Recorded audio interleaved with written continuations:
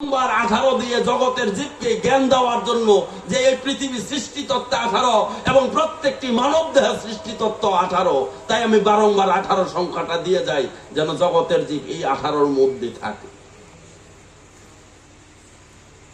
কতই কতই 18,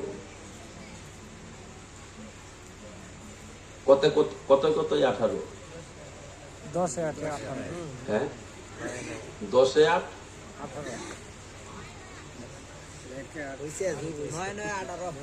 9 9 18,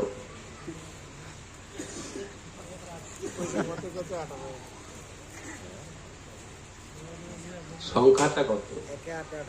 1 8 সংখ্যাটা কত? 1 1 8 যোগ করলে কত হয়? 1 8 যোগ করলে কত হয়?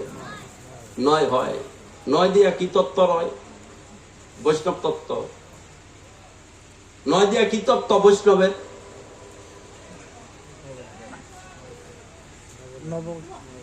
নববিধা ভক্তি। এটা বহিরঙ্গে, অন্তরঙ্গে নবদ্বার। এন যারা বৈষ্ণব আছেন, সিদ্ধির দেশের সাধকের দেশের ভজন ক্রিয়া পাইছেন, তারা কিছুটা বুঝবেন। নবদ্বার সাধন আছে নিগো গোসাই, নবদ্বার সাধন আছে নামনে গো? কয় না, না কয় না। নবদ্বার সাধন আছে, তাই বাবা এখানে বুঝতে হবে। 1 8 18, 1 8 যোগ করলে 9 হয়। নববিধা ভক্তি হয়, ভক্তিকে করিয়া আশ্রয় ওই নবদ্বার সাধন করতে হয়। এগুলা গুরুর কাছে যাবেন। তাই কি তাই 18টি অধ্যায়, এখানে 18 তত্ত্বের ব্যাখ্যা দিয়ে গেলাম। তাই একটা পাঠে তো 18টি অধ্যায় অধ্যয়ন করা সম্ভব নয়। যে কোনো একটি অধ্যায় ধরে আলোচনা করলে সময় চলে যাবে, কারণ আমরা সবকিছুতে সময় দিতে পারি, হরিবাসরে গেলে আমাদের সময় স্বল্প হয়ে আসে। কথা কি মিথ্যা বলছি বাবা?